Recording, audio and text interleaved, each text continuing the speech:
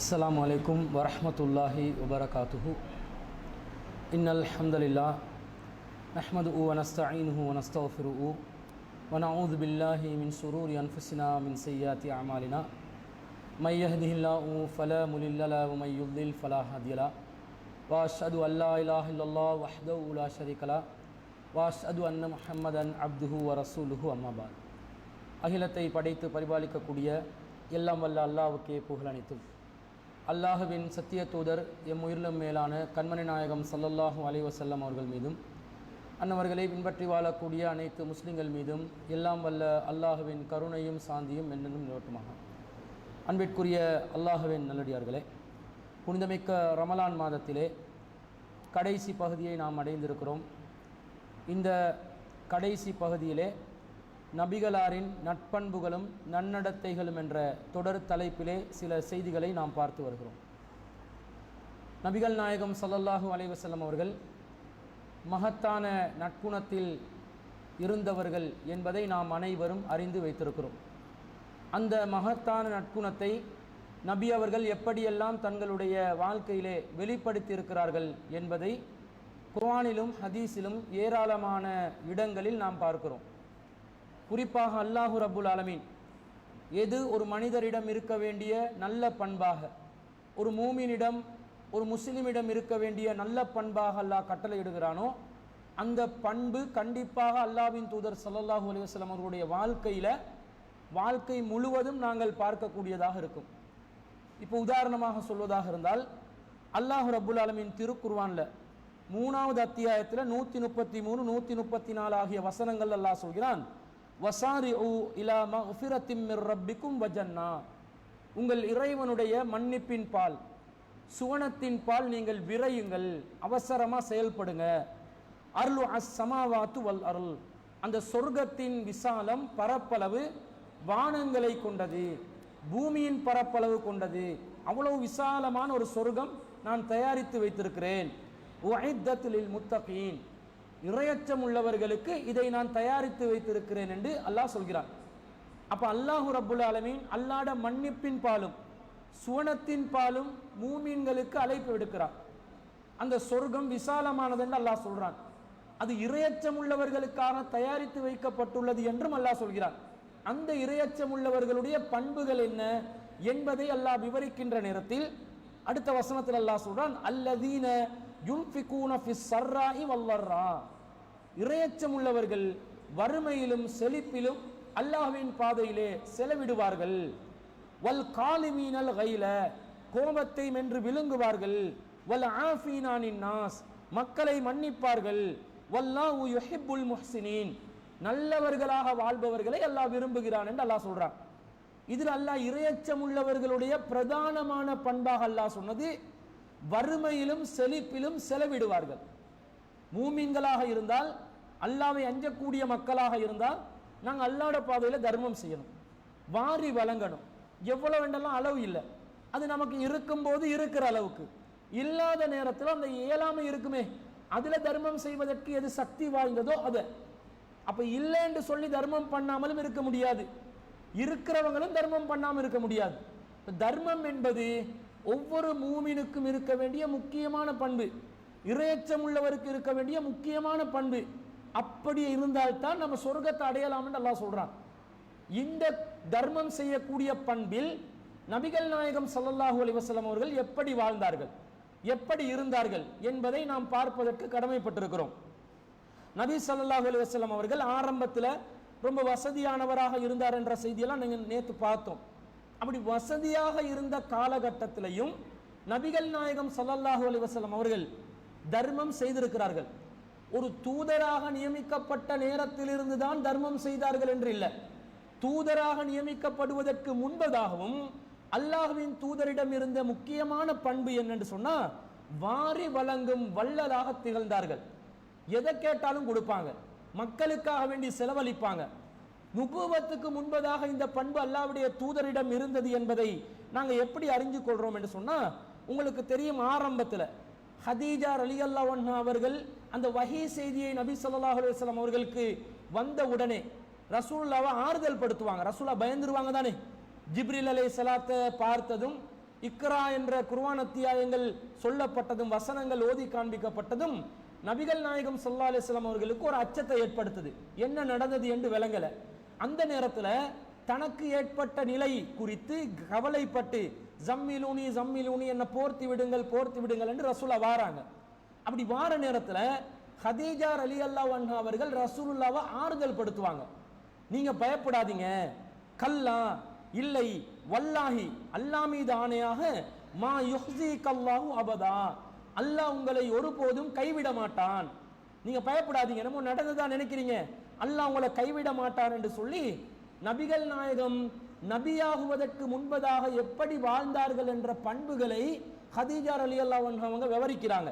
இன்னக லதஸிலுர் ரஹிம, நீங்கள் உறவுகளை பேணி வாழ்கிறீர்கள், வ தஹ்மிலில் கல்ல, சிரமப்படுபவர்களுடைய பாரத்தை நீங்கள் சுமக்கிறீர்கள், வ தக்ஸிபுல் மஹ்தூம, வறியவர்களுக்காக பாடுபடுகிறீர்கள், வ தக்ரியல் லைஃப, விருந்தினர்களை உபசரிக்கிறீர்கள், வ துஈனு அலா நவாயிபில் ஹக்கி, சோதனையில் ஆட்பட்டோருக்கு சத்தியத்தின் அடிப்படையிலே நீங்கள் உதவி செய்கிறீர்கள் என்று ஆறுதல் சொல்றாங்க.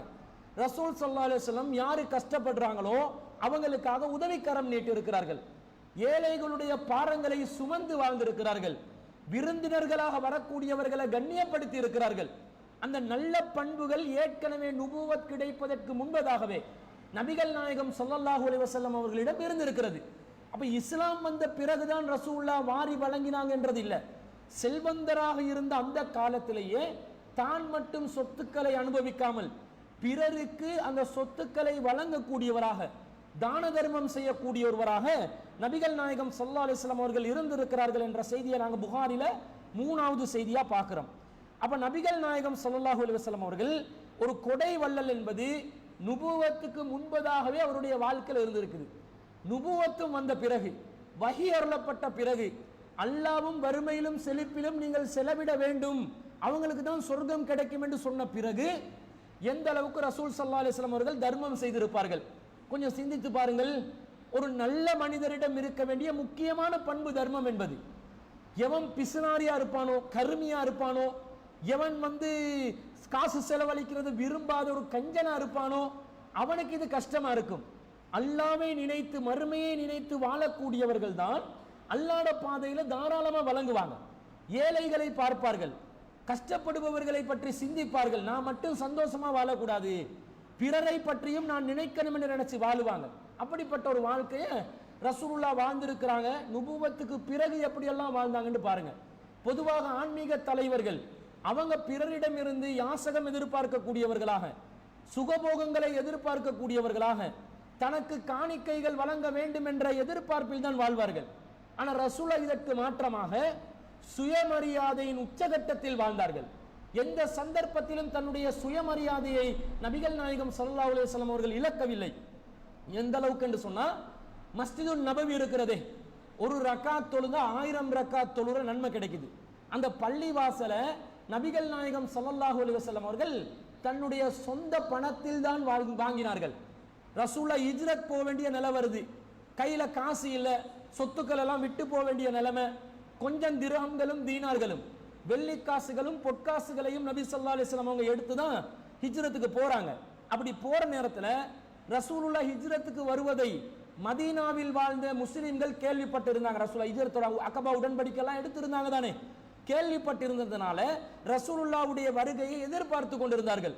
அந்த நேரத்தில் மதீனாவில் வாழ்ந்து கொண்டிருந்த யூதர்கள், முகமது என்றவர் இங்க வரப்போறாரு, என்னதான் நடக்க போகுதோ தெரியா, நம்மிடமிருந்து ஆட்சியெல்லாம் பறிபோக போகுது என்ற மாதிரி ஒரு விதமான வஞ்சக புத்தியுடன் அவர்களும் நபிகளாருடைய வருகையை வெறுப்புடன் எதிர்பார்த்து கொண்டிருந்தார்கள். வெறுப்பு இருந்தாலும் எதிர்பார்த்தாங்க. அப்போ ஒரு யூதன் என்ன பண்றான் என்று சொன்னா,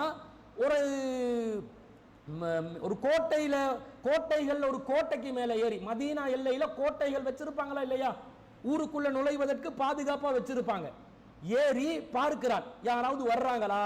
அப்படி வார நேரத்தை கவனிக்கும் நேரத்தில் ரசூலுல்லாஹி ஸல்லல்லாஹு அலைஹி வஸல்லம் வ அஸ்ஹாபிஹி, ரசூலுல்லாஹ்வையும் சில தோழர்களும் வருவதை அவன் கண்டான்.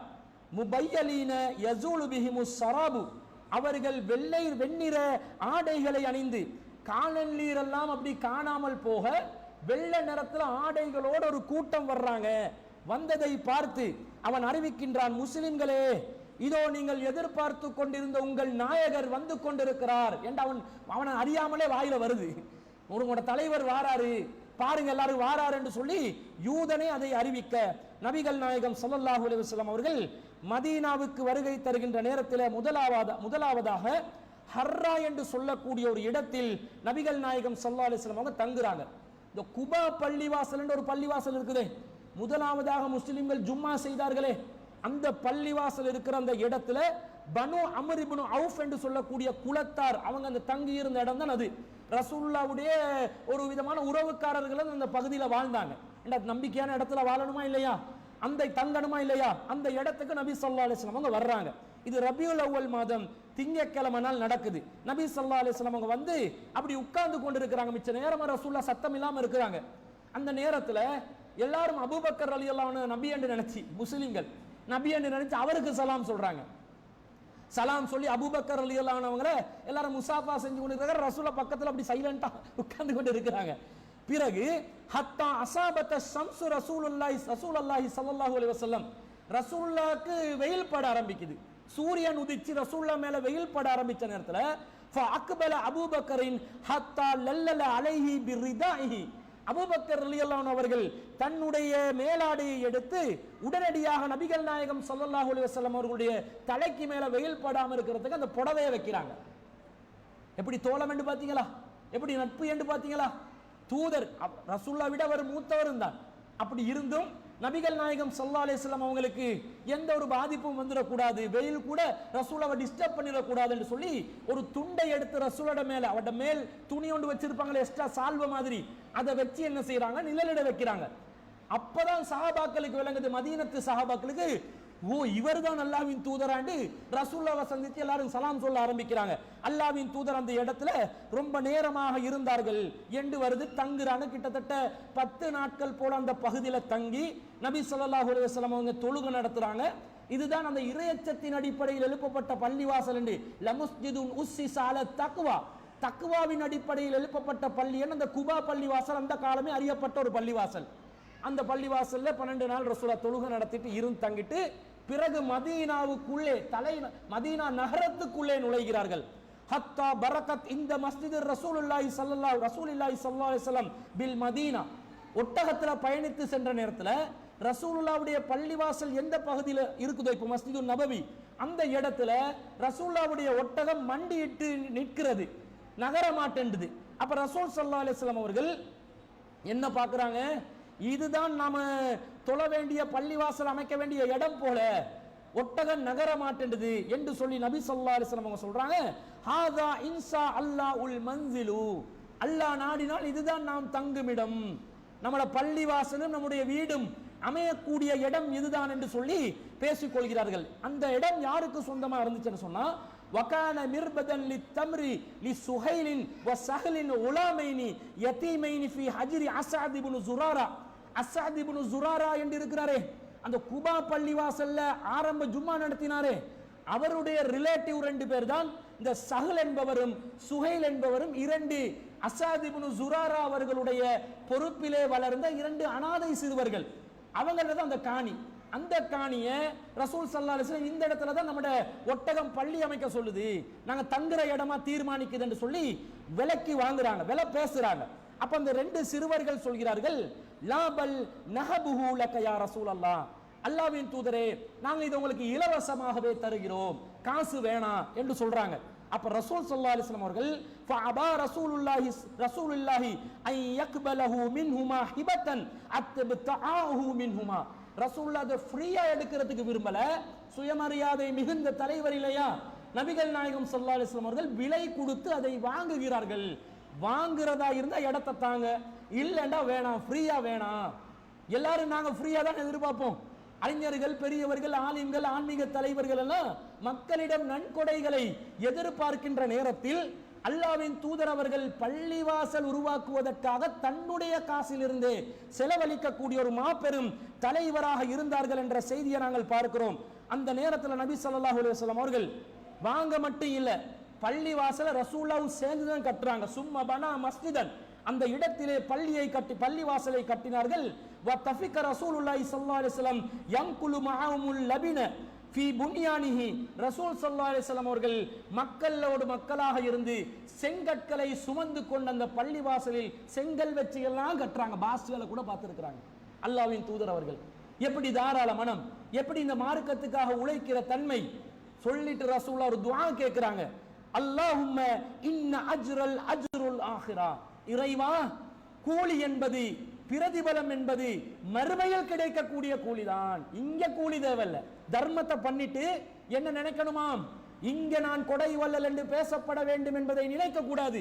காசு கொடுத்துட்டு அல்லாஹ்ட பாதையில தர்மம் செஞ்சிட்டேன், நான் தான் பெரிய ஒரு தர்மவாதி என்று எல்லாரும் நினைச்சிடக்கூடாது. கொடை வல்லல் என்று நினைச்சிடக்கூடாது. அப்படி நினைக்கிற அளவுக்கு நம்முடைய நடத்தைகள் அமையக்கூடாது. எது நமக்கு கூலி தரக்கூடிய இடம்? மறுமைதான் நமக்கு கூலி தரக்கூடிய இடம். ஃபர்ஹமில் அன்சார வல் முஹாஜிரா. இறைவா, அன்சாரிகளுக்கும் முஹாஜிர்களுக்கும் நீ அருள் புரிவாயாக, உன்னுடைய அருள் அவர்களுக்கு வேண்டும் என்றால் ரொம்ப கஷ்டப்படுறாங்க இந்த மார்க்கத்துக்காக என்று சொல்லி நபி ஸல்லல்லாஹு அலைஹி வஸல்லம் அவர்கள் துஆ செய்த செய்தியை நாங்கள் புகாரியில 3906வது செய்தியா பார்க்கிறோம். அப்ப நபி ஸல்லல்லாஹு அலைஹி வஸல்லம் அவர்கள் பள்ளிவாசல தண்ட சொந்த செலவுல தான் கட்டுறாங்க. தர்ம வல்லலா இருந்ததுனால தான் இது செய்தார். அடுத்தவங்க கிட்ட காசு சூறையாடணும் என்று இருந்தா இப்படி செஞ்சிருப்பாரா? இல்ல. தன்னுடைய பாக்கெட்ல இருந்து செலவழிக்கணும் என்ற ஒரு தன்மானம் மிகுந்த ஒரு நிலையை நபிகள் நாயகம் ஸல்லல்லாஹு அலைஹி வஸல்லம் அவர்கள் உருவாக்கி இருக்கிறார்கள். ஆரம்பத்தில் மதீனால இருந்த நிலைமை ரொம்ப சிரமப்பட்டாங்க. ரசூலுல்லாஹ் ஒரு இஸ்லாமிய அரசை நிறுவுவதற்கும் அந்த அரசாங்கத்துக்கு கீழே வாழக்கூடிய குடிமக்களுடைய அடிப்படை வசதிகளை செய்து கொடுப்பதற்கும் மிகப்பெரிய ஒரு சிரமத்தை ரசூல் ஸல்லல்லாஹு அலைஹி வஸல்லம் அடைந்தார்கள். அல்லாஹ் ரப்பல் ஆலமீன் ஹிஜ்ரி 2ஆம் ஆண்டுல ஜகாத்தை கடமையாக்குறான். அந்த ஜகாத்துடன் நபிகள் நாயகம் ஸல்லல்லாஹு அலைஹி வஸல்லம் அவர்கள் ஒரு பொருளாதார புரட்சியை ஏற்படுத்தினார்கள். அந்த பொருளாதார புரட்சியில செல்வச்செழிப்பு எந்த அளவுக்காக மாறிச்சுன்னு சொன்னா, பைத்துல் மால்ல பொது நிதி குமியும். ரசூல் எப்படிப்பட்ட ஒரு தர்மம் உள்ள, தர்மம் நிறைந்த ஒரு சமூகத்தை உருவாக்குகிறார் என்று பாருங்கள். ரசூலும் செலவழிக்கிறாங்க, மக்களையும் செலவழிக்க வைக்கிறாங்க, தர்மம் எல்லாம் நிறையுது.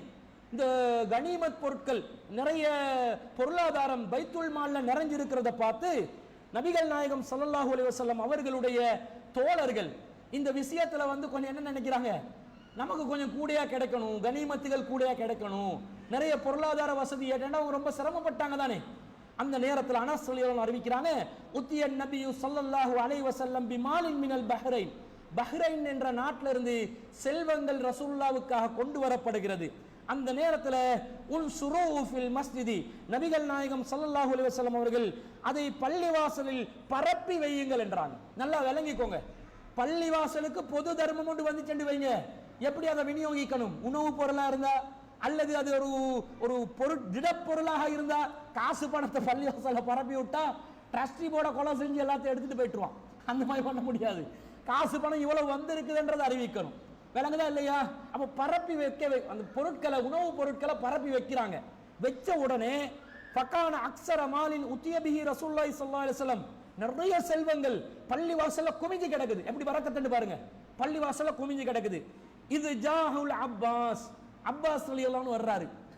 அப்பாஸ் ரலியல்லாஹு அன்ஹு யாரு? ரசூலுல்லாஹ்வுடைய ஒரு சிறிய தந்தை வருகிறார், பெரிய தந்தை வருகிறார். யா ரசூலல்லாஹ் அஅதினி, அல்லாஹ்வின் தூதரே எனக்கு தாங்க, நிறைய செல்வம் இருக்குதா, எனக்கு தாங்க. ரசூல் இன்னி ஃபாதைத்து நஃப்ஸி வ ஃபாதைத்து அகீலன், நான் எனக்காகவும் அகீலுக்காகவும் பத்ர் போர்ல பிணை கைதிகளை நாங்க மாட்டிக்கொண்டோம். அந்த நேரம் நாங்க நிறைய என்ன செஞ்சிருக்கிறோம், ஃபித்யாவாக செலவழித்து இருக்கிறோம். இந்த மார்க்கத்துக்கு நிறைய நஷ்ட தொகையெல்லாம் கொடுத்திருக்கிறோம். இப்ப நாங்க முஸ்லீம் ஆகிட்டோம், ரிட்டர்ன் எடுக்கிற உரிமை இருக்குதா இல்லையா, அதனால எனக்கு நிறைய தாங்கன்றாங்க. நபி ஸல்லல்லாஹு அலைஹி வஸல்லம் ஹுத் எடுங்கன்றாங்க, தேவையான அளவு எடுத்துக்கோங்கன்றாங்க. அப்ப அவர் என்ன செய்யறாருண்டா, அவர் தன்னுடைய ஒரு துணியை எடுத்து அதுல அள்ளி போடுறாரு, உள்ள எல்லா செல்வங்களையும் அள்ளி போடுறாரு. போட்ட உடனே ஃபலம் யஸ்ததி, ஆனா அவருக்கு அந்த சுமையை, பொதியை சுமக்க முடியவில்லை. அள்ளி போட்டாரு, கண்ணால பார்த்துட்டு அள்ளி போட்டா அதை சுமந்து கொள்ள முடியல. ரசூல் ஸல்லல்லாஹு அலைஹி வஸல்லம் சொல்றாரு, ஓ உமர் பஅலஹும் யர்ஃபஉ இலைய, அல்லாஹ்வின் தூதரே அந்த இருக்கிறவங்கள யாருக்காவது இது எனக்கு தூக்கி தர சொல்லி நீங்க ஆர்டர் பண்ண கூடாதா? அவர் கேட்கிறாரு, தூக்கி தர சொல்லி ஆர்டர் பண்ண கூடாதா? ரசூலுல்லாஹ் சொல்றாங்களா, முடியாது. பொது சொத்து விரிக்கப்பட்டிருக்குது, தேவையானதை அள்ளிட்டு போங்க. நீங்க அள்ளுவீங்களா, நீங்க மூட்டை கணக்கில் சுமப்பீங்களா, நாங்க உங்களோட தோளை மேத்தி வைக்கணுமோ, நீங்களா அள்ளிக்கோங்கன்றாங்க. ஃபர்ஃபாவு அந்த அலைய, வேற ஆக்களுக்கு ஏலான்றீங்க, நீங்களாவது கொஞ்சம் சப்போர்ட் தரக்கூடாதா அப்படின்னு கேட்கிறாரு. ரசூலுல்லாஹ் சொல்றாங்க லா, முடியாதுன்றாங்க. எனக்கு முடியாது. அவர் பண்ற இது சரிப்பட்டு வர வேலை இல்லை. அள்ளின இடத்துல இருந்து கொஞ்சம் பொருளை இறக்கி அடுத்த கொஞ்சம் பாரத்தை வெயிட்ட குறைச்சி திரும்ப தூக்கி பார்க்கிறாரு, திரும்ப முடியல. திரும்ப அவர் சொல்கிறார் ஃபமுர் பாலுஹும் யர்ஃபஉ அலைய, உங்களை இருக்கிறவங்க யாராவது ஒருத்தருக்கு கொஞ்சம் சப்போர்ட் தர சொல்லுங்களே. இது ரசூலுல்லாஹ் உறவுக்காரர் வேற, பெரியப்பா வேற. பெரியப்பா வந்து தன்னுடைய தம்பி மகனுக்கு சொல்லும் போது அந்த உரிமையோட கேட்பாங்க தானே, கொஞ்சம் தூக்குப்பா, சப்போர்ட் பண்ணுப்பான்னு கேட்கலாம் தானே. ரசூலுல்லாஹ் அல்லாஹ்வுடைய தூதர் என்றதுனால இவர் கொஞ்சம் மரியாதையாக கேட்கிறார், அல்லாஹ்வின் தூதரை கொஞ்சம் சப்போர்ட் பண்ண முடியாதா? ரசூலுல்லாஹ் லா, முடியாதுன்றாங்க. ஃபர்ஃபாவு அந்த அலைய, இப்பயாச்சும் நீங்க கொஞ்சம் சப்போர்ட் பண்ண கூடாதா, பாரத்தை இறக்கிட்டோம் தானேன்றாங்க. ரசூலுல்லாஹ் சொல்றாங்க ஏலாது. ஏலான்னு சொல்லிட்டு ரசூலுல்லாஹ் அப்பாஸ் ரலியல்லாஹு அன்ஹு அவர்கள் என்ன செய்றார், அவர் குறைச்சி அந்த பொதியிலிருந்து அவருக்கு சுமக்க முடியுமானதை மட்டும், அப்ப நல்லா குறையுது வெயிட், சுமக்க முடியுமானதை மட்டும் கொண்டு போறாரு. ரசூல் அப்பாஸ் ரலியல்லாஹு அன்ஹு வெளியே போக்காட்டிலும் பார்த்து கொண்டு இருந்துட்டு எந்த ஆச்சரியத்தோட பாக்குறாங்க தெரியுமா, என்ன பேராசை. அப்படியே வருது ஹதீஸ்ல, என்ன பேராசை. அப்பாஸ் ரலியல்லாஹு அன்ஹு யாரு தெரியுமா, வட்டிக்கு காசு கொடுத்து சம்பாதிச்சு கொண்டு இருந்தவர். ரசூலுல்லாஹ் ஹஜ்ஜத்துல் விதால கடைசியில தான் வட்டியை ஹராமாக்கி, வட்டிகளின் மேல் யாரும் வந்து என்னுடைய பெரிய தந்தை அப்பாஸுக்கு யாரும் கொடுக்க தேவையில்லைண்டாங்க. அப்ப அவர் வட்டிக்கு காசு கொடுத்து சம்பாதிக்கிறவர்ன்றதுனால கொஞ்சம் செல்வங்கள் மீது கொஞ்சம் ஆசை இருக்குமா இல்லையா? 10 ரூபா கொடுத்து 112 ரூபா எதிர்பார்க்கிறவர் தானே, அதனால கொஞ்சம் ஆசை இருந்துச்சு. ரசூலுல்லாஹ் வந்து சொல்றாங்க அஜபன் மின் ஹிர்சிஹி, அவருடைய பேராசையை ரசூலுல்லாஹ் ஆச்சரியமாக பார்த்தார்கள். இப்படியுமா ஒரு மனுஷன் பேராசைப்படுவார் என்று ஆச்சரியமாக பார்த்தார்கள் என்று வருது. அந்த செய்தியில ரசூல் ஸல்லல்லாஹு அலைஹி வஸல்லம் என்ன பண்றாங்கடா, ஃபமா காம ரசூலுல்லாஹி ஸல்லல்லாஹு அலைஹி வஸல்லம் வஸம்ம மின்ஹா, அந்த இடத்துல இருந்து ரசூலுல்லாஹ் எழும்பவே இல்லை. எந்த அளவுக்கு, வஸம்ம மின்ஹா திர்ஹமுன், ஒரு திர்ஹம் கூட அந்த இடத்தில் பாக்கியாக நிற்கும் வரைக்கும் ரசூலுல்லாஹ் எழும்பல. எல்லாத்தையும் செலவழிச்சு பைத்துல் மால் குமிஞ்சி கிடக்குது, தேவையானவங்க வந்து அள்ளிட்டு போங்க என்று சொல்லி நபி ஸல்லல்லாஹு அலைஹி வஸல்லம் கடைசி வரக்காட்டில் நின்று எல்லாத்தையும் தர்மம் பண்ணாங்கன்றதை பார்க்கிறோம். இது புகாரில 3165வது செய்தியா பார்க்கிறோம். எந்த அளவுக்கு நபிகள் நாயகம் ஸல்லல்லாஹு அலைஹி வஸல்லம் அவர்கள் தர்மத்துல எவ்வளவு வேகமாக இருந்திருக்கிறாங்கன்னு பாருங்க.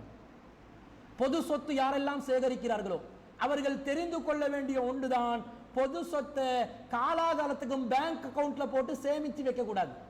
அவசரமா செலவழிச்சிடணும். வெள்ள நிவாரணத்துக்கு காசு வந்து அடுத்த வருஷம் வெள்ள நிவாரணத்துக்கு வச்சுக்கொள்ள கூடாது. அந்த வெள்ளத்தால பாதிக்கப்பட்டவங்களை தேடி பார்த்து கையில் ஒப்படைச்சிடணும். ரசூலுல்லாஹ் காட்டி தந்த வழிமுறை இதுதான். பொது நிதி என்று வந்தால் அவசரமாக செலவழிக்கக்கூடிய ஒரு நிலை ஒவ்வொரு நல்லவர்களுடைய உள்ளத்திலும் பண்பாக இருக்க வேண்டும் என்றதை பார்க்கிறோம். ரசூலுல்லாஹ் அப்படிதான் இருந்தாங்க. ஒரு முறை ரசூலுல்லாஹ் அஸர் தொழுகையை தொழுறாங்க. சல்லைத்து வரா அன் நபி ஸல்லல்லாஹு அலைஹி வஸல்லம் பில் மதீனத்தில் அஸ்ர, ரசூலுல்லாஹ் மதீனாவிலே அஸர் தொழுகையை தொழுவித்தார்கள். நான் அவருக்கு பின்னாடி இருந்து தொழுதேன். சும்மா காம முஸ்ரிஅன், திடீரென்று ரசூலுல்லாஹ் அவசரமாக எழும்பி போறாங்க. இலா பாலி ஹுஜரி நிசாஹி, தன்னுடைய மனைவிமார்களில் ஒரு மனைவியின் அறைக்கு செல்கிறார்கள். ஃபஃபரிஅன் நாசு மின் சுர்அதிஹி, ரசூலுல்லாஹ் வேகமா போறதை பார்த்து மக்கள் எல்லாம் ஆச்சரியப்படுறாங்க. என்ன ரசூலுல்லாஹ் இப்படி ஒரு நாளும் ஆட்களை கடந்து கொண்டு தோள்களை தாண்டி கொண்டு போக மாட்டாங்களே, ஏன் இப்படி வேகமா போறாங்கன்னு பார்க்கறாங்க. ரசூலுல்லாஹ் கிட்ட கேட்கறாங்க வந்த உடனே, ஏன் அல்லாஹ்வின் தூதரே இப்படி வேகமா பயணித்தீர்கள் என்று கேட்டோன்னே ரசூலுல்லாஹ் சொல்றாங்க, தகர்து ஷைஅன் மின் திபரன் இந்தினா, நம்மிடம் இருந்த ஒரு தர்ம பொருள் வெள்ளிக்கட்டி எனக்கு நினைவுக்கு வந்தது.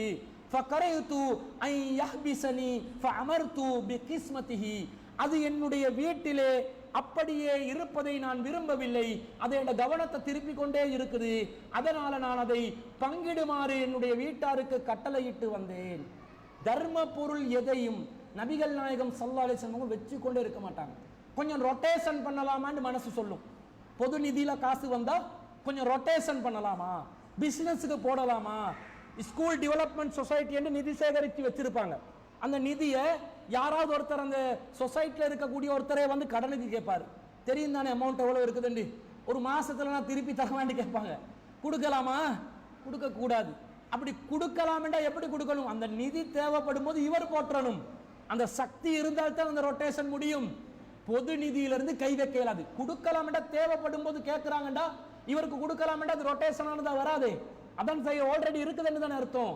இவ்வளவு பொது நிதி விஷயத்துல நபிகள் நாயகம் ஸல்லல்லாஹு அலைஹி வஸல்லம் அவர்கள் இருந்த செய்தி புகாரில 881வது செய்தியாக நாங்கள் பார்க்கிறோம்.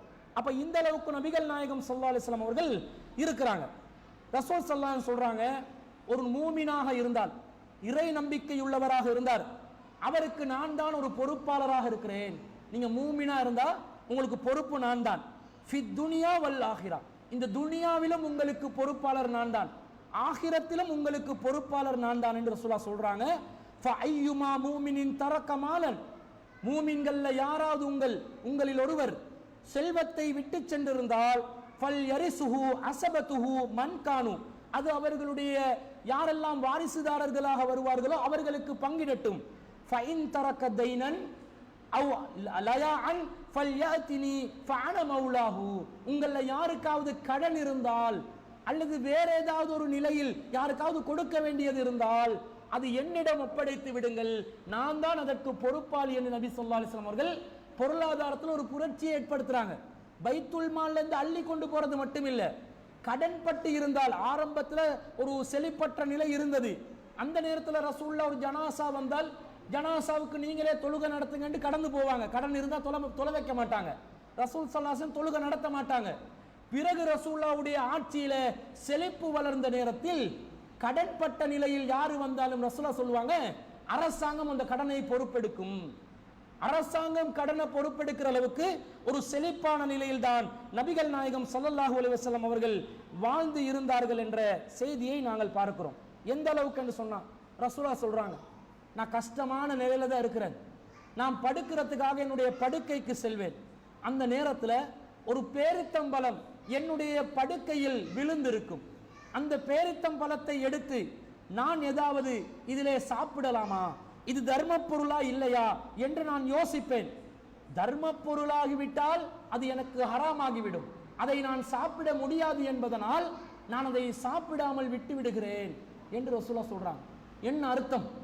தர்மம் என்று வருகின்ற நேரத்தில் நபிகள் நாயகம் ஸல்லல்லாஹு அலைஹி வஸல்லம் அவர்கள் தனக்கென்று ஹராம் ஆயிருச்சே எடுக்க மாட்டாங்க, பொது சொத்தென்று வருவதை அள்ளி மக்களுக்கு வீசுவார்கள் என்று வருது. கான இதா உத்திய பி தஆமின், ஒரு தாம் உணவு ரசூலுல்லாவுக்கு கொடுக்கப்பட்டால் ரசூலுல்லாஹ் கேட்பாங்க, ஹதியாவாக அல்லது இது சதக்காவான்னு கேட்பாங்க. ஹதியாவாக இருந்தால் தான் ரசூலுல்லாஹ் சாப்பிடுவாங்க, சதக்கா பொருளாக இருந்தால் நபி ஸல்லல்லாஹு அலைஹி வஸல்லம் அவர்கள் சாப்பிட மாட்டாங்கன்ற செய்தியும் சஹீஹ் முஸ்லிம்ல 1953வது செய்தியா பார்க்கிறோம். அந்த அளவுக்கு நபிகள் நாயகம் ஸல்லல்லாஹு அலைஹி வஸல்லம் அவர்கள் வாரி வழங்கக்கூடிய ஒரு வள்ளலாக இருந்தார்கள். எந்த அளவுக்கு என்று சொன்னா, ஏன் இந்த தலைப்பு கூட எடுத்தேன் தெரியுமா? ரமலான்ல பொதுவா நாங்க செய்யற அமல் என்று பொதுவா நாம அறிஞ்சு வச்சிருக்கிறது என்னது தெரியுமா? நோம்பு பிடிக்கிறது, தௌபா செய்யறது, குர்ஆன் திலாவத் பண்றது, இதனை பொதுவாக நாங்க விளங்கி வச்சிருக்கிற அமல். நபிகள் நாயகம் ரமலான் மாதத்துல பிரத்யேகமா செய்யற அமல் என்ன தெரியுமா? நோம்பு பிடிப்பாங்க, எல்லாம் செய்வாங்க தான். கூடுதலாக ரசூலுல்லாஹ் என்ன செய்வாங்கன்னு சொன்னா தர்மம் பண்ணுவாங்க. ரமலானில் செய்கின்ற தர்மங்கள் ரமலான்ல பிரத்யேகமான ஒரு அமலாக கருதப்படும். ரசூலுல்லாஹி ஸல்லல்லாஹு அலைஹி வஸல்லம் அஜ்வதன் நாஸ், நபிகள் நாயகம் ஸல்லல்லாஹு அலைஹி வஸல்லம் அவர்கள் மனிதர்களில் மிகப்பெரிய கொடை வள்ளலாக இருந்தார்கள். வகான அஜ்வது மா யகூனு ஃபீ ரமலான ஹீன யல்கா ஜிப்ரீல், ரமலான் மாதத்திலே ஜிப்ரீல் அவர்கள் ரசூலுல்லாவை சந்திக்கின்ற நேரத்தில் நபிகள் நாயகம் ஸல்லல்லாஹு அலைஹி வஸல்லம் அவர்கள் அதிகம் வாரி வழங்கக்கூடிய கொடை வள்ளலாகத்தான் காட்சி அளிப்பார்கள். வகான யல்காஹு ஃபீ குல்லி லைலத்தின் மின் ரமலான், ஜிப்ரீல் அவர்கள் ரமலானிலே ஒவ்வொரு இரவிலும் நபிகள் நாயகத்தை சந்திப்பார்கள். ஃபயுதாரிசுல் குர்ஆன், குர்ஆனில் அதுவரைக்கும் அருளப்பட்ட வசனங்களை நினைவுபடுத்தி வகுப்பு நடத்துவார்கள். பல ரசூலுல்லாஹி ஸல்லல்லாஹு அலைஹி வஸல்லம் அஜ்வது பில் கைரி மின் ரீஹில் முர்சலா, புயல் காற்றை விட வேகமாக ரமலான் மாதத்திலே நபிகள் நாயகம் ஸல்லல்லாஹு அலைஹி வஸல்லம் அவர்கள் தர்மம் செய்யக்கூடியவராக இருந்தார்கள் என்ற செய்தி புகாரில 6வது செய்தியா பார்க்கிறோம். ரமலான்ல நீங்க ஏழையா பணக்காரனான்றது மேட்டர் இல்லை. 10 ரூபாய் தர்மம் பண்ண சக்தி இருந்தாலும் பண்ணணும், 1000 ரூபாய் தர்மம் பண்ண சக்தி இருந்தா அதை பண்ணணும். ரமலான்ல நீங்க தௌபாவை எதிர்பார்க்கிறீங்க, தௌபா லைலத்துல் கத்ர்ல தௌபாவை எதிர்பார்க்கிறீங்க, நின்று வணங்கினால் பாவ மன்னிப்பு எதிர்பார்க்கிறீங்க. ரசூலுல்லாஹ் நரக விடுதலையில் அடிப்படையாக சொல்லி தந்தது எது தெரியுமா? இத்தகுன்னார், நரகத்தை நீங்கள் அஞ்சிக் கொள்ளுங்கள். வலவு பிசிக்கி தம்ரா, ஒரு பேரித்தம் பழத்துல துண்டையாவது தர்மம் செஞ்சு நரகத்திலிருந்து தப்பிக்கொள்ளுங்கள் ரசூலுல்லாஹ் சொன்னது. அதனால நரக விடுதலை என்றால் அடிப்படையாக எதுல ரசூலுல்லாஹ் வெளிப்படுத்துறாங்க? தர்மம் பண்ணுங்க, தர்மம் பண்ணுங்க, அல்லாஹ்வுடைய மார்க்கத்துக்காக அள்ளி வீசுங்க, ஏழைகளுடைய பசியை ஆத்துங்க, கஷ்டப்படுபவர்கள் சிரமப்படுபவர்களுக்கு உதவி செய்யுங்க, தேடுங்க, குடும்பங்கள்ல தேடுங்க, யார் யார் இருக்கிறாங்கன்னு பாருங்க. சதக்காவாக இருந்தால் உங்களுக்கு வரிசைப்படுத்தப்பட்டால் அதுல முன்வரிசையில் நிற்பவர்கள் உளில் குர்பா, உறவினர்கள், வல் யதாமா, அனாதைகள், வல் மசாக்கீன், ஏழைகள், வபனி சபீல், நாடோடிகள், நிரந்தர வீடு இல்லாமல் அலையக்கூடியவர்கள். அந்த வரிசையில நீங்க தர்மம் பண்ணணும். ஜக்காத்துக்கு இது பொருந்தாது. ஜக்காத்து நீங்க அரசாங்கத்துக்கு கொடுக்கிறது தானே, கட்டாயம் கொடுத்து தான் ஆகணும். தர்மம் பண்றதாக இருந்தா முதல் வரிசையில யாரு வந்து நிப்பாங்க? உளில் குர்பா, உறவினர்களை தேடுங்கள். உங்களோட குடும்பத்துல கஷ்டப்படுறவங்க இருப்பாங்க, தேடி பார்த்து அவங்களுக்கு இந்த ரமலானுடைய காலத்துல நீங்க வாரி வழங்கினீர்கள் என்று சொன்னா அது பிரத்யேகமான ஒரு அமலாக உங்களுக்கு வழங்கப்பட்டு நரக விடுதலை அடையக்கூடிய ஒரு முக்கியமான ஒரு அமலாக மாறிவிடுமா இல்லையா? அதனால் தான் நபி ஸல்லல்லாஹு அலைஹி வஸல்லம் அவர்கள் இந்த மாதிரி சொல்றாங்க. புகாரில இது 6வது செய்தி.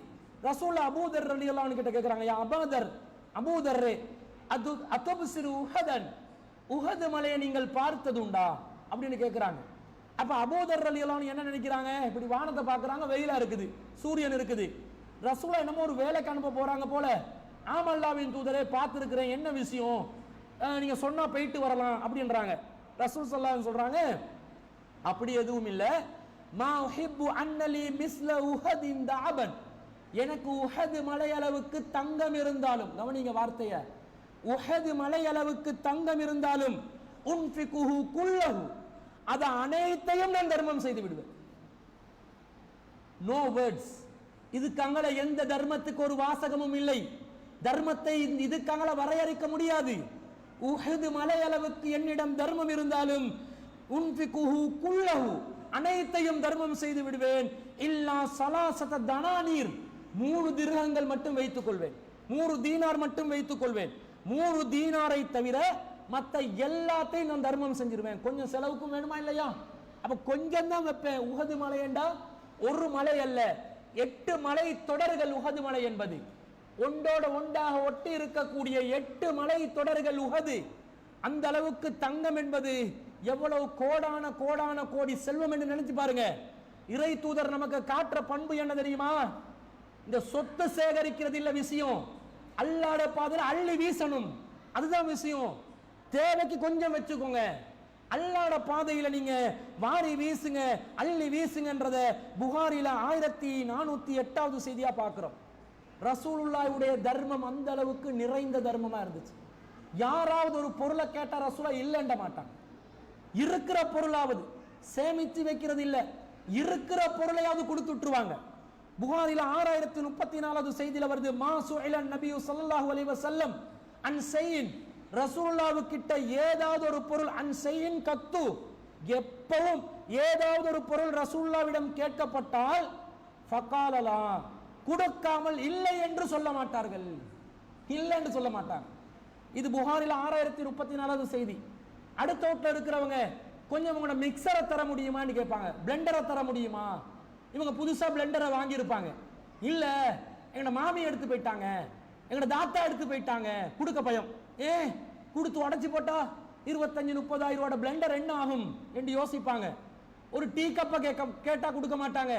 வட்லாப்பம் கோப்பை இருக்குதா, வட்லாப்பம் கொஞ்சம் அவிக்க போறோம் இருக்குதான்னு கேட்டா அந்த அந்த அலுமினியம் வட்லாப்பம் கோப்பை கொடுக்கறதுக்கு விருப்பம் இல்லை பாருங்களேன். பிளாஸ்டிக் கோப்பையில கூட கொடுக்க மாட்டாங்க. ரசூலுல்லாஹ்வுடைய பண்பு என்ன? கேட்டா இல்லைன்னு சொல்ல மாட்டாங்க. ஒரு முறை ஸஅத் இப்னு ஸஅத் ரலியல்லாஹு அன்ஹு அவர்கள் இந்த செய்தியை அறிவிக்கிறாங்க. ஜாஅத்தில் இம்ராத்துன் இலன் நபி ஸல்லல்லாஹு அலைஹி வஸல்லம் பி புர்தத்தின், ஒரு பெண்மணி புர்தா என்று சொல்லக்கூடிய ஒரு ஆடையை ரசூலுல்லாஹ்வுக்காக கொண்டு வந்தால், அத்ததரூன மல் புர்தா, இந்த புர்தான்றது என்னன்னு தெரியுமான்னு கேட்கிறாங்க அறிவிப்பாளர்கள்.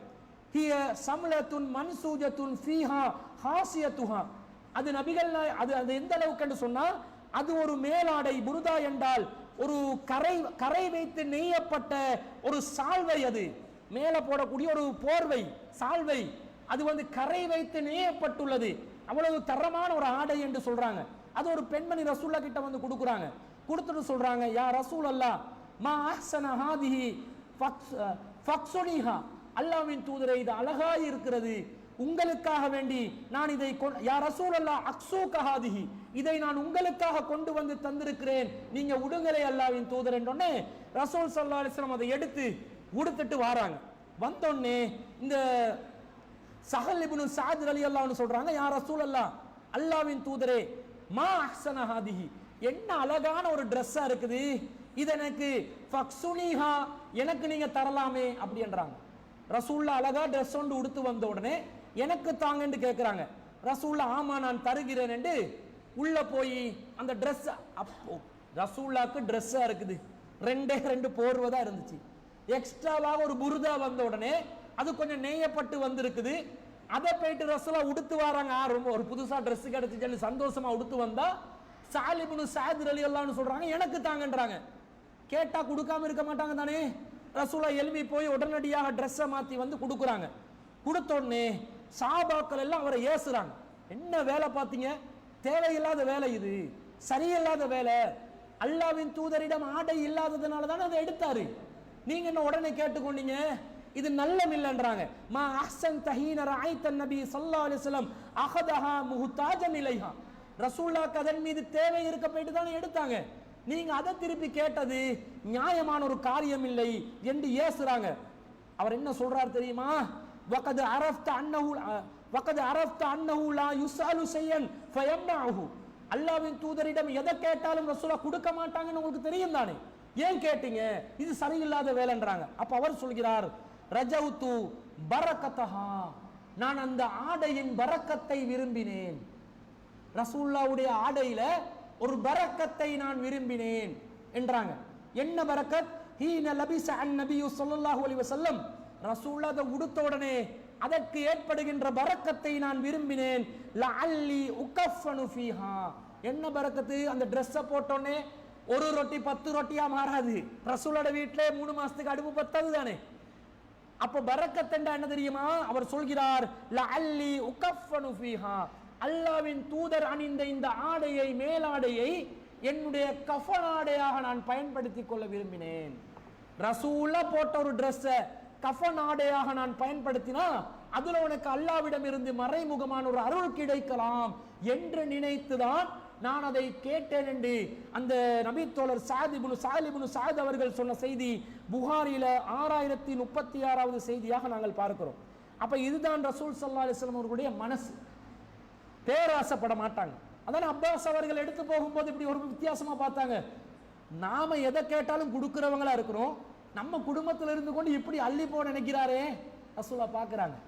எதை கேட்டாலும் கொடுக்கிற மனசு இருக்குதா, உங்களோட கையில நல்ல ஒரு போன் இருக்குது, உங்களோட உறவுக்காரர் ஒருத்தர் வந்து நல்ல போனே மாமா எனக்கு தரமாட்டீங்களா, மச்சானே எனக்கு தரமாட்டீங்களா, மாமியே எங்களுக்கு தரமாட்டீங்களா கேட்டா கொடுப்போமா, அட சும்மா போடி நானே கஷ்டப்பட்டு வாங்கின போனு எவ்வளவு செலவாச்சு தெரியுமா, கேட்கிறதும் இந்த ஹதீஸை பார்த்து கேட்க வந்துருங்கள்.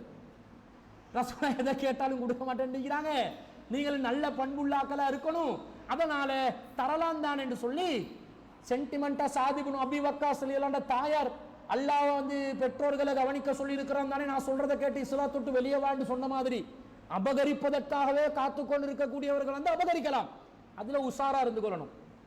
நீங்க கேட்காமலே தூக்கி போற உறவுக்காரர்களும் இருக்கிறார்கள், கவனமா இருக்கணும். ஏமாற சொல்லல, ஆனா பேராசைப்படக்கூடாது. ரெண்டு இருந்தா உண்ட கொடுத்துருங்களே, என்ன பிரச்சனை. ஒரு முறை ரசூலுல்லாஹ் ஒரு பயணத்துல போறாங்க, போகும்போது ஒரு மனிதர் வருகிறார், ரொம்ப தேவையுள்ளவராக, பசித்தவராக, மயக்கமான நிலையில் அவர் காணப்படுகிறார். நபி ஸல்லல்லாஹு அலைஹி வஸல்லம் அவர்களை அவர் இப்படி வலதும் இடதுமா பார்க்கிறாரு, ஏதாவது கிடைக்காதா, கையில ஏதாவது பொருள் இருக்காதான்னு பார்க்கறாங்க. ரசூலுல்லாஹ் உடனடியாக மன் கான மாஹு ஃபல்லு லஹ்ரின், யாருக்காவது ஒருத்தருக்கு தேவைக்கு மீதமான ஒரு வாகனம் இருந்தால் ஃபல்யுத்பிஹி அலா மா லஹ்ர லஹு, அவருக்கு மேலதிகமாக மேல் மிச்சமாக இருக்கக்கூடிய ஒரு வாகனம் வைத்திருப்பவர் அதை இவருக்கு தர்மமாக கொடுக்கலாம் தானே. வமன் கான லஹு ஃபல்லும் மின் ஸாதின், யாருக்காவது மேல் மிச்சமாக தேவைக்கு அதிகமான உணவு இருந்தால் அந்த உணவை இந்த நபருக்கு கொடுக்கலாம் தானே என்று ரசூல் ஸல்லல்லாஹு அலைஹி வஸல்லம் சொல்றாங்க. எந்த அளவுக்கு ரசூல் அதை வலியுறுத்தி கொண்டு இருந்தார்கள் என்று சொன்னா, ரஐனா அன்னஹு லா ஹக்க லி அஹதின் மின்னா ஃபீ ஃபலலின். தேவைக்கு மேல இருக்கக்கூடிய பொருள்ல எங்களுக்கு சொந்தமே இல்லை போல, நாங்க பயன்படுத்தவே முடியாது போல, அது தர்மம் செய்வது கடமை போல என்று நினைக்கிற அளவுக்கு ரசூல் இதை சொல்லிக் கொண்டே இருந்தாங்களாம். தேவைக்கு மேல இருந்தா கொடுங்கன்றாங்க ரசூல்லா. 2 வாகனம் வைத்திருப்பவர் ஒரு வாகனத்தை தர்மம் பண்ணுங்கன்றாங்க. அதிகமான உணவை வைத்திருப்பவர் ஒரு அதிகமான உணவு மேல் மிச்சம் உள்ள உணவை தர்மம் பண்ணுங்கன்றாங்க அல்லாஹ்வின் தூதர். இந்த ரமலானுடைய காலத்துல, ரமலான் ஆரம்பத்திலிருந்து எத்தனை இஃப்தார்ல கலந்து கொண்டிருப்போம் யோசிச்சு பாருங்க. விதவிதமா வந்திருக்குமா இல்லையா? நிறைய உணவுப் பொருட்கள் வந்திருக்குமா இல்லையா? கஞ்சிலண்டா கஞ்சில பல வகை, சமுசா பெட்டிஸ்ல பல வகை, சர்பத்துல பல வகை, டிசைனா வந்திருக்குமா இல்லையா? அங்க பாலஸ்தீனத்துல பச்சிலம் குழந்தைகள் கொலை செய்யப்படுகிறார்கள். பெண்கள், சிறுவர்கள், பெரியவர்கள் அனைவரும் பசியில் வாடுகிறார்கள். சஹருக்கு உணவில்லாத நிலையிலே தன்னுடைய குழந்தைகள் இறந்ததாக ஒரு தாய் கதறி கதறி அழுகிறாள்.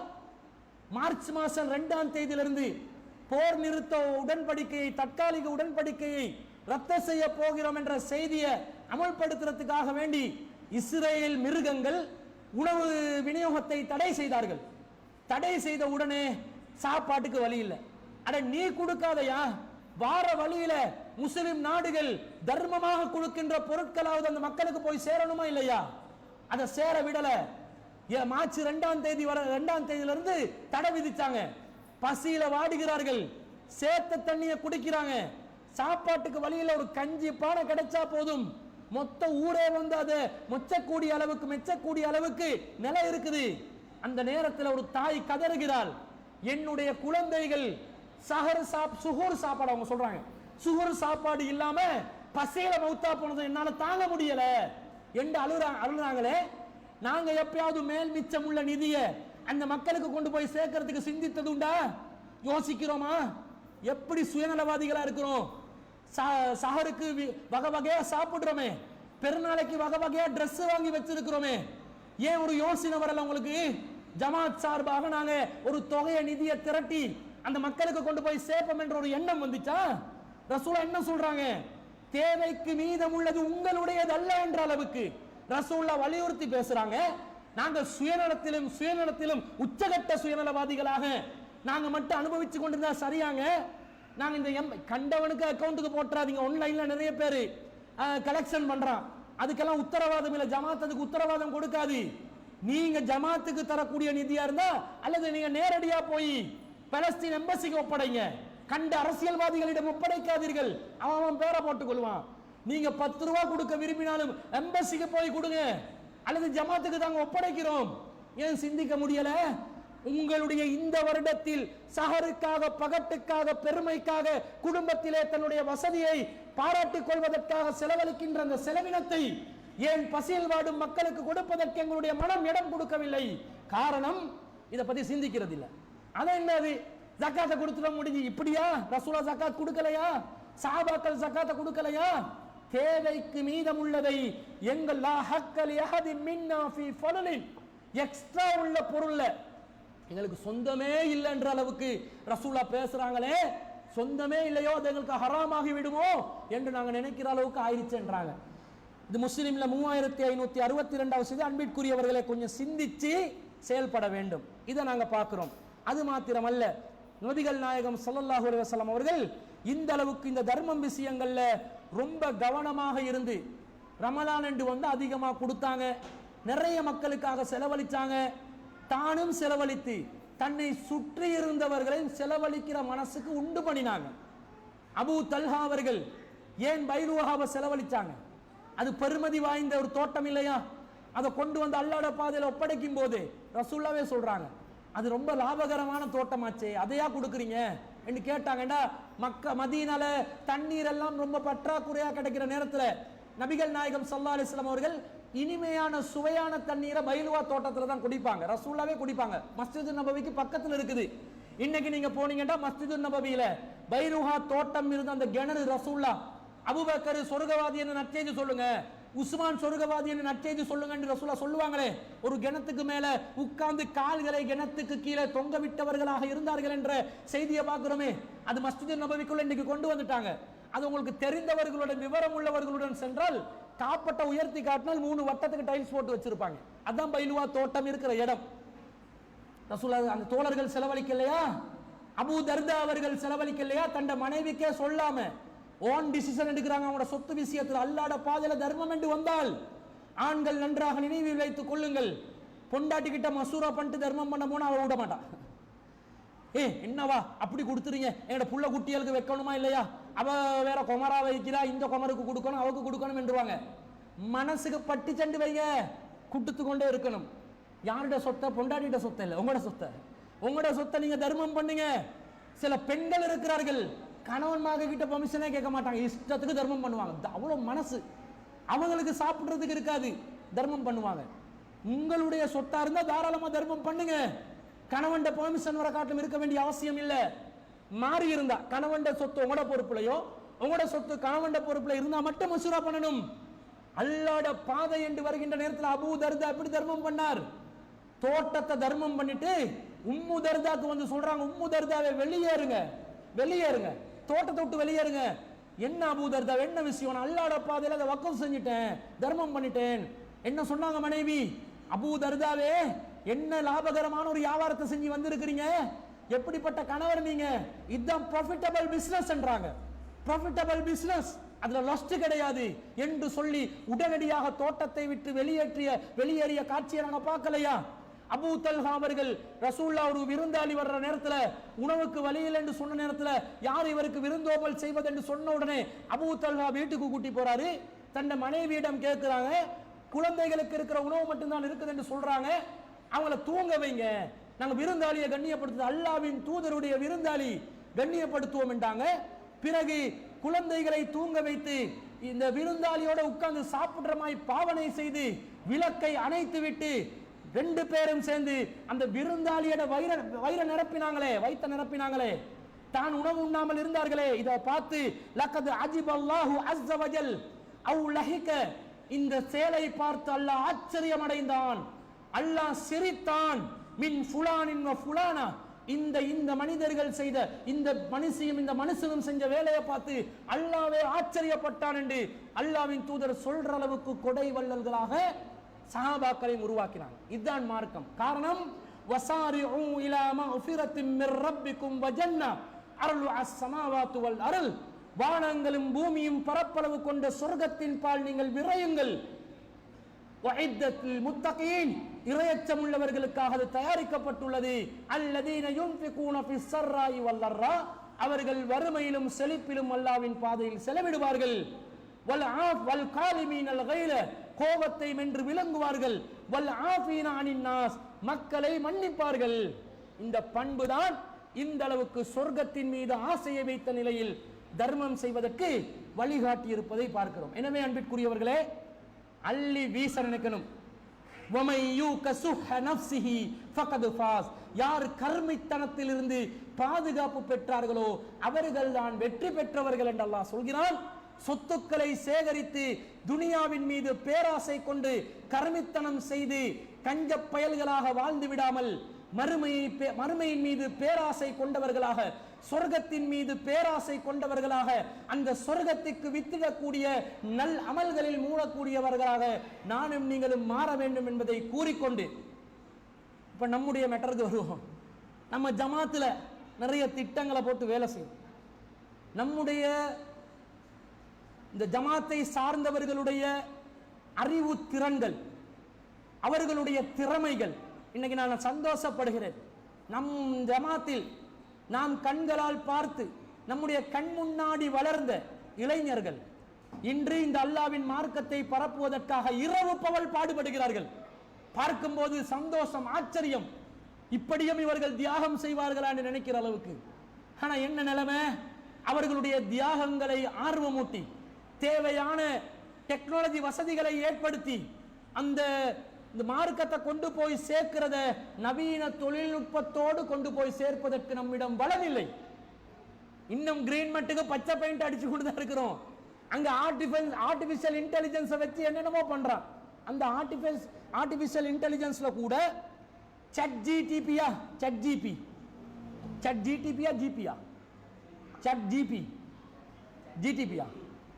அதுல வந்து கேட்கிறாங்க, தமிழ் பேசும் உலகத்தில் சிறந்த மார்க்க அறிஞர் யார் என்று ஆர்டிபிஷியல் இன்டெலிஜென்ஸ் கிட்ட கேட்கிறாங்க.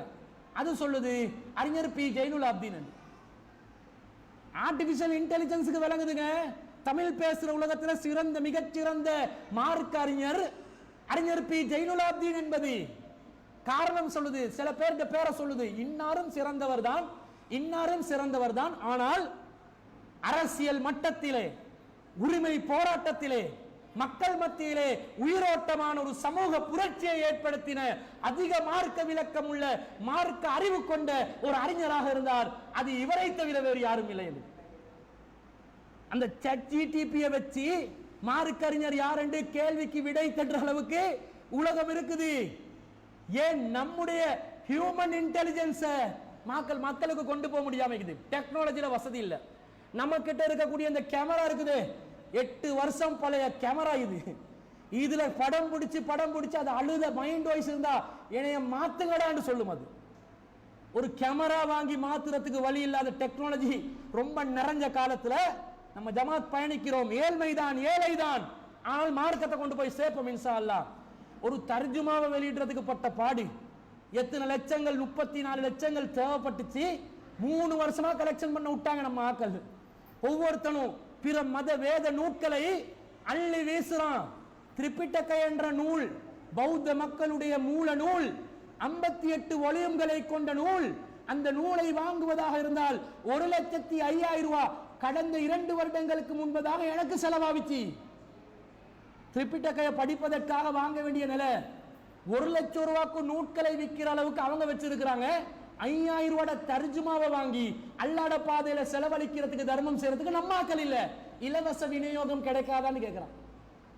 எப்படி தர்மம், எப்படி மார்க்கப்பற்று? நம் ஜமாத் சார்பாக ஒரு மதரசாவை நாங்கள் உருவாக்குகிறோம். ஆலிம்களையும் அறிஞர்களையும் ஆய்வாளர்களையும் பேச்சாளர்களையும் உருவாக்குகிறோம். அதற்காக நமக்கு நிதியுதவி வழங்குங்க என்று கேட்டா வலது காதுல கேட்டு இடது காட்டுல விடுறாங்க. அடுத்த ஜெனரேஷனுக்கு மார்க்கத்தை கொண்டு போய் சேர்க்கிறது இல்லையா?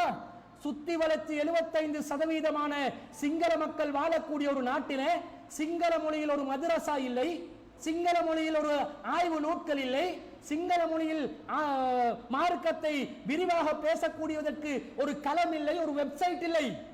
இதை உருவாக்குவதற்காக நிதி கேட்டால் என்ன சொல்றாங்க? கணக்கு இல்லை, யோசனை இல்லை. அப்ப இந்த மார்க்கத்தை அடுத்த ஜெனரேஷனுக்கு எப்படிங்க கொடுக்கிறது இல்லையா? அப்ப ஒரு மதரசா, நாங்க 3 ட்ரைலிங்குவல் மதரசா, இலங்கை வரலாற்றுல ட்ரைலிங்குவல் மதரசா உருவாக்குறோம். மூல மொழி ஆங்கிலம், தமிழ், சிங்களம் 3லையும் சிலபஸ் கொடுக்குறப்ப எங்களுக்கு மனித அறிவின் வளங்கள் இருக்கின்றன, ஆய்வுகள் இருக்கின்றன, மொழி ஆற்றல்கள் இருக்கின்றன. நம்ம கிட்ட இல்லாதது இந்த பெட்ரோல் தான். அப்ப பெட்ரோலை நாங்க எல்லாரும் சேர்ந்தானே போடணும். இது நம்முடைய சொந்த வேலையா? சிடிஜே ஹெட் ஆபீஸ்ல இருக்கிற நிர்வாகிகளோட தனிப்பட்ட வேலையா? உங்களோட மார்க்கத்தை, நம்ம அனைவருடைய மார்க்கத்தையும் நிலைநாட்டுவதற்காக பாடுபடுகிறோம். எனக்கு இதை விட்டா பொழப்பில்லைன்னு நினைக்க கூடாது. இதுல எதனாலும் சுத்தி வளைச்சு நமக்கு எது வேறு வழிகளை பண்ணி கொள்ளலாம். ஆனா எதுக்காக இதுல நாங்க மூழ்கி இருக்கிறோம் என்று சொன்னா, ஒரு சாரார் இந்த மார்க்கத்துக்காக பாடுபட வேண்டும், இந்த மார்க்கத்தை அடுத்த ஜெனரேஷனுக்கு கொண்டு போய் சேர்க்க வேணும்.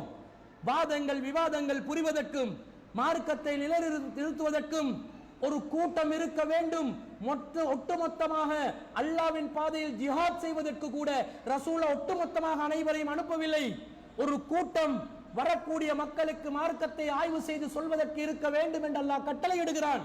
அதுக்காக ஒரு மதரசா, அதுக்காக ஒரு இணையதளம், அதுக்காக திருக்குர்ஆன் சிங்கள மொழி தமிழாக்கங்கள் என்று உருவாக்குற நம்முடைய பணிக்கு எப்படியெல்லாம் நீங்க வாரி வழங்கணும்? கிறிஸ்தவ சமூகம் இந்த மாதிரி திறம்பட செயல்படக்கூடிய ஒரு இளைய கூட்டத்தை கண்டால், நாங்க வயசு ஒரு யங் கூட்டம் வந்தா எப்படி தலைக்கு மேல வச்சு அவங்களை கௌரவிப்பாங்க தெரியுமா? எப்படி எல்லாம் செலவழிப்பாங்க தெரியுமா?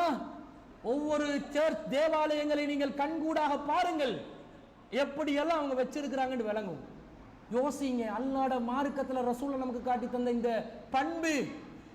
அவன் என்ன பண்ணுவான், இவன் என்ன பண்ணுவான், அப்துல் ராசிக்குடைய வாழ்க்கை செலவினங்களுக்கு என்ன செய்கிறார், இது உங்களுக்கு தேவையில்லாத வேலை. அது அவர் என்ன பண்ணாலும் அல்லாஹ்வோட பார்த்துக் கொள்வார். இது பொது பணிக்காக நாங்கள் கேட்கிறோம், அல்லாஹ்வுடைய மார்க்கத்துக்காக கேட்கிறோம். நீங்களும் கொடுக்க வேண்டும், நானும் கொடுக்க வேண்டும். இது பொதுவான பணி என்பதனை இதெல்லாம் சிந்திச்சு தேவைக்கு மீதமுள்ள சொத்துக்களை அநியாயமாக உலக பகட்டுக்கும் ஆடம்பரத்திற்கும் செலவழிக்காமல் நிரந்தர தர்மமான பணிகளை தெரிவு செய்து அல்லாஹ்ட மார்க்கத்துக்காக செலவழியுங்கள். இங்க நம்பிக்கை இல்லாட்டி பிரச்சனையே கிடையாது. சொன்னமாய் உலில் குர்பா உறவினர்களுக்கு செலவழியுங்கள், வல் யதாமா அனாதைகளுக்கு செலவழியுங்கள், வல் மசாக்கீன் ஏழைகளுக்கு செலவழியுங்கள், வபினி சபீல் பயணத்தோழன் பயணத்திலே மூழ்கின நாடோடிகளுக்கு செலவழியுங்கள். எப்படியாவது தர்மத்தை பண்ணி அல்லாஹ்வுடைய திருப்தியை அடையுங்கள். அதுதான் நம்முடைய தூதர் நமக்கு காட்டி தந்த மகத்தான பண்பு என்பதையும் கூறிக்கொண்டு விடை பெறுகிறேன். வஆஹிரு தஅவானா அல்ஹம்துலில்லாஹி ரப்பில் ஆலமீன்.